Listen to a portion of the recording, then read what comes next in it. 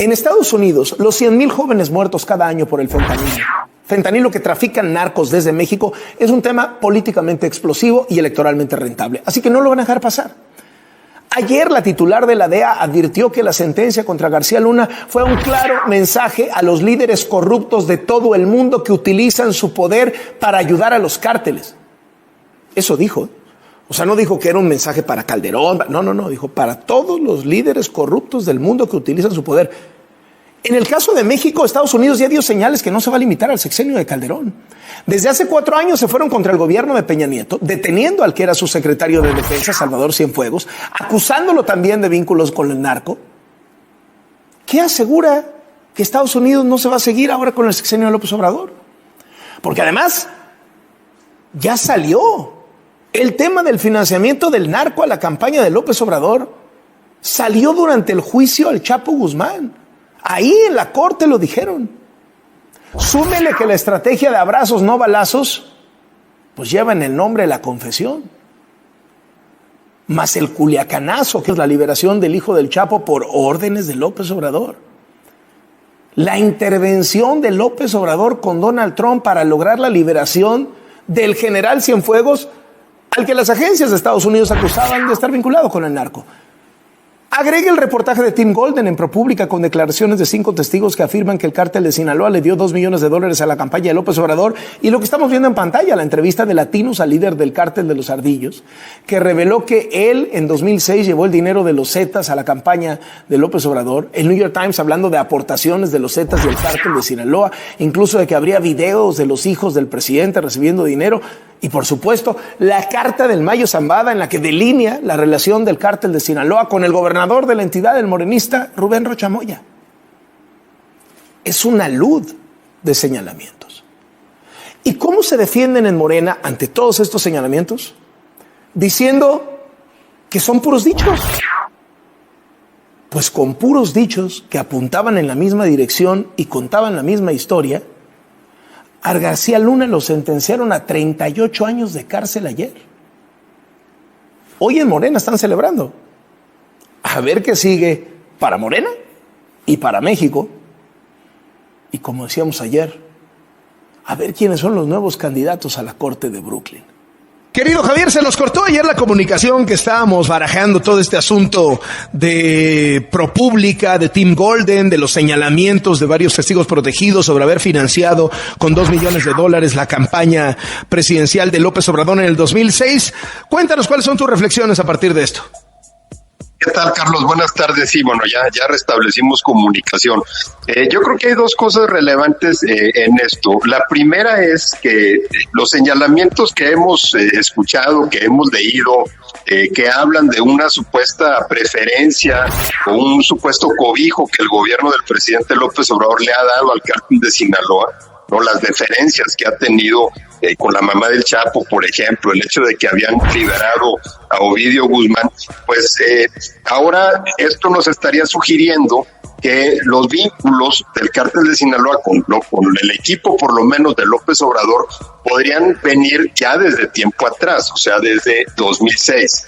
En ese sentido, ahí creo que es importante resaltar lo segundo, que es que este reportaje que habla de una investigación que habría realizado el gobierno de Estados Unidos tiene algunos elementos para pensar que sí había personas cercanas al cártel de Sinaloa en el entorno de López Obrador, y ahí es en donde la atención se ha enfocado en Francisco León, este empresario marmolero que fue candidato del PRD al Senado por Durango, el PRD que postulaba a López Obrador en 2006, que le inyectó muchísimo dinero a la campaña, pagó acarreos de miles de personas en ese mitin en el que se dice que supuestamente López Obrador habría hablado por teléfono con la Barbie, y que Francisco León tenía vínculos con Sergio Villarreal Barragán, alias El Grande, que en ese 2006 manejaba las operaciones del cártel de Sinaloa en la comarca lagunera y trabajaba para los Beltrán Leiva. Hay que recordar que esto fue en 2006, antes de que se fracturara el cártel de Sinaloa, o sea, antes de que los Beltrán Leiva se pelearan con el Chapo Guzmán, que El Grande y la Barbie también se fueran con Beltrán Leiva y que la Barbie se peleara después con Arturo Beltrán Leiva. En ese 2006 eran todavía un bloque. Entonces, la mención de Francisco León creo que es lo que hace algo que le da cierta credibilidad a esta investigación, porque está señalando a un personaje que estaba en el entorno de López Obrador y que ya se sabía que tenía ciertos vínculos. Francisco León desaparece unos 7 meses después de las elecciones de 2007, cuando anuncia su candidatura a la presidencia municipal de Gómez Palacio. Es secuestrado en una mina de mármol, o cerca de una mina de mármol que tenía por los rumbos de Saltillo, y desde un principio también se manejó que esa desaparición, que no fue secuestro porque no hubo, por ejemplo, una demanda de rescate, que eso estaba relacionado con el crimen organizado, particularmente con los Zetas. Entonces, hay elementos por lo menos para dar por sentado que en el entorno de López Obrador había personas que estaban relacionadas al cártel de Sinaloa. Y eso, en esa medida, pues es lo que le da sustento a esa acusación. Claro, no hay ningún documento de prueba, eso es importante resaltarlo. Creo que ProPublica fue mucho más cuidadoso que Anabel Hernández en la forma en cómo lo manejó, ¿no? Al plantearlo como una pregunta, ¿no? Como una sospecha, y también decir que no lo afirmaban. Como una especie de mosaico de elementos que apuntaban a la misma dirección, ¿no? Exacto, que decía que el gobierno de Estados Unidos tenía pruebas que consideraba creíbles, ¿no? Y entonces, en ese sentido, pues también el propio medio de investigación se protege. Ahora, tiene ProPublica una campaña de López Obrador, pues no se vería de dónde si el mismo Tim Golden el año pasado había publicado un reportaje señalando que el gobierno de Estados Unidos había ignorado los reportes y las denuncias de que García Luna estaría coludido con el narcotráfico, por ejemplo. No, él ha investigado también sobre eso y ha investigado mucho sobre García Luna.